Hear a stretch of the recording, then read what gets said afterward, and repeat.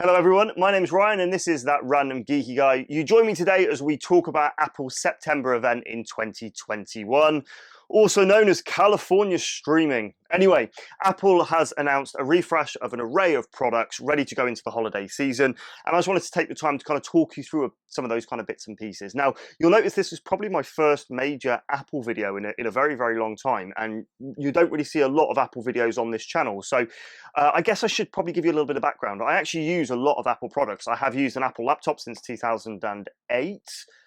What year are we in now? Yeah, 2021. So yeah, been using an Apple laptop for 13 years. I'm shooting on an iPhone 11 Pro Max with a DJI Pocket 2 plugged into the side of it. I have an iPhone 12 for work. I have an Apple Watch. I have an iPad Pro with Apple Pencil. I have AirPod Pros. I have an Apple tag on my keys.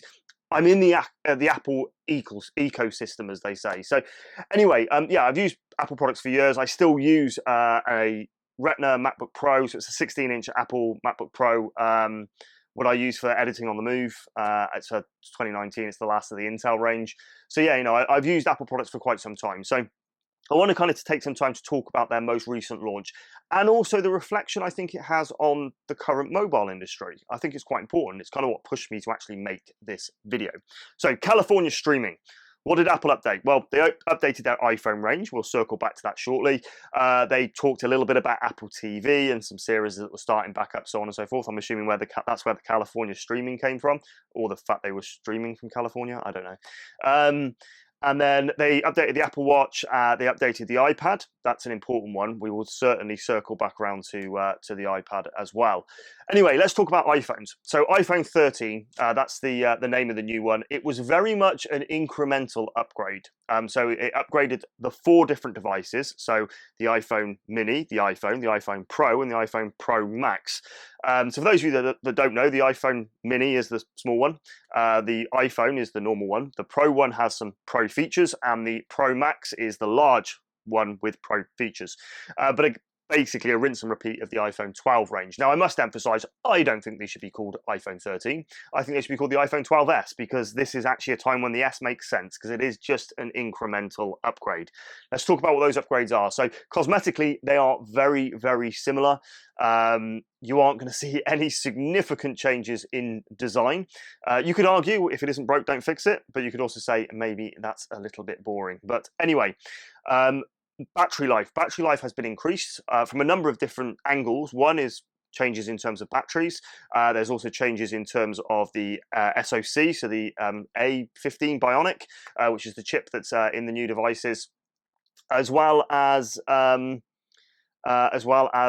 15. So iOS 15 has some changes within that as well for battery saving. It means you're going to see an increase in battery life of around 1.5 hours to 2.5 hours across the range, depending on which device you go for. Beyond that, then, most of the changes, I mean, you've got a couple of features that are filtered down in terms of camera-wise, from the iPhone 12 Pro down to the standard iPhones. But then in terms of camera updates on the new iPhone 13 Pro and Pro Max, ProRes is the big one. So in terms of video, ProRes is going to give a much more finite detail in terms of editing without loss of quality, so on and so forth. And they've also introduced something called cinematic mode, which we'll touch back on just shortly. Going back to ProRes, Apple could arguably have the best mobile device for videography and have done for some time. One of the reasons why I choose to use them. ProRes is a real game changer. Nobody else does that at this precise moment in time. Obviously, with Apple doing it, then others will probably follow suit. But still a fantastic addition. The next thing is the cinematic mode. So cinematic mode essentially is a selective autofocus, utilizing software as well as hardware in the optical focusing to create a cinematic experience. What I mean by that is, let's say you're looking at me right now. I mean, there's not much depth in this video, so you're not going to get much of a bokeh effect behind me. But essentially, I'm in focus, the back would be blurred, if you can imagine that. And there's some AI functionality as well that means that if me, as the subject of the video, if I was to turn and look at the background would then come in focus and I would go out of focus. And then as I turn back, it would reverse. The idea is that, let's say you're kind of an indie filmmaker, you could utilize an iPhone to actually produce a really cinematic experience. I think this is quite cool, and it's a great use of different technologies to produce some really, really good content. So in terms of content creation, Apple are doing something really quite special here.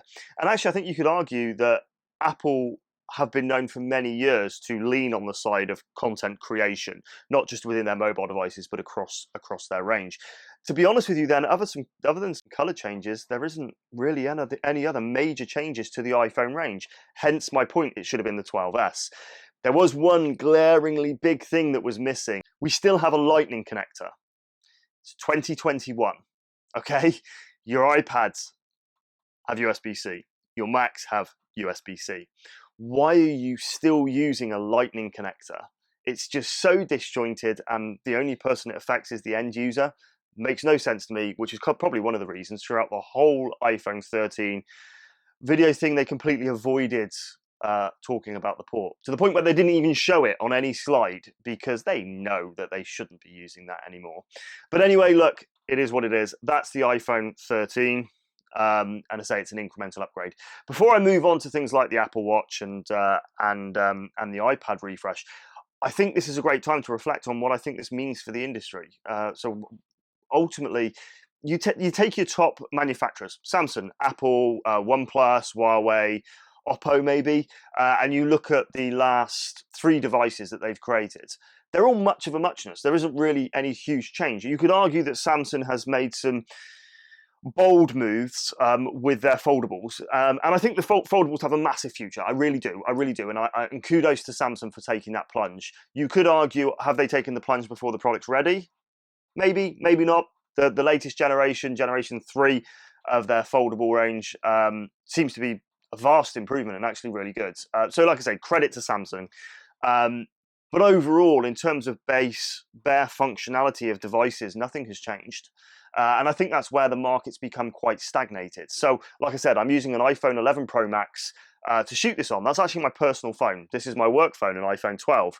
Do I have any desire at all to change my iPhone 11? I don't. I'm shooting on a DJI Pocket 2 plugged into my iPhone 11. So whilst the new videography effects are great on the iPhone 13, it's not enough to make me jump. I've got a different device that I use that I have other benefits with that isn't going to kind of meet. So I have no desire to change it whatsoever. And it's what I see more and more out there, that people they're just holding onto their devices for a longer period of time. So look, it is what it is, but that's kind of my overviews. If you've got any thoughts on the iPhone 13, make sure you stick it in the comment section below. I want to move on to Apple Watch. Apple Watch, fairly simple. It's the normal upgrade that you normally see with the Apple Watches. Slight cosmetic changes. The screen is bigger, wraps around the sides, just over 1 millimeter of border around the outside there in terms of bezels. But again, much of a muchness. iPads, a refresh across the standard iPad range, non-Air, non-Pro. And then you get onto the real winner, which is the new iPad mini. So for those of you that haven't seen it, it's essentially, if you look at the iPad Pro from 2018, when they went to the very first thinner bezel, no home button design with the single camera on the back, with that kind of squared off, real nice industrial look. It's essentially a mini version of one of those. So you've got, again, like I say, that thinner bezel look, more screen to body aspect ratio, and guess what? It has USB-C. So the thing is ultimately the iPad mini, especially if you have a cellular one, is just a bigger iPhone, but a much more cost-effective price, starting at $499 in the US, £429 in the UK, which makes you question the cost of some of the iPhones. Anyway, look, I digress, back to iPhones. But look, I think the iPad is a significant upgrade. It supports the Apple Pencil 2, which works really well with its squared-off design. The Apple Pencil 2 will charge directly off a magnetic connection on the side of the iPad versus plugging it into the Lightning port, which luckily the iPad mini does not have. I think Apple are onto a real win with the new iPad mini, and I think watch this space. We're going to see some real success with that device. Anyway, that's the basic overview of what happened at this year's iPhone event. California streaming. If you've got any questions or comment about any of the devices, please stick them in the comment section below. And yeah, thank you very much for stopping by, guys. If you haven't already, please hit that subscribe button. It's a great free way to support the channel. The products that we've talked about today, they will be listed with Amazon paid affiliate links, which support the channel again. So if you are looking to buy any of these devices, please use our links below. It does help us out. Other than that, you can head on over to thatrandomgeekyguy.com, pick up a Stealth Traces t-shirt, another great way to support the channel as well. Thanks again for stopping by, and I shall see you next week. Take care.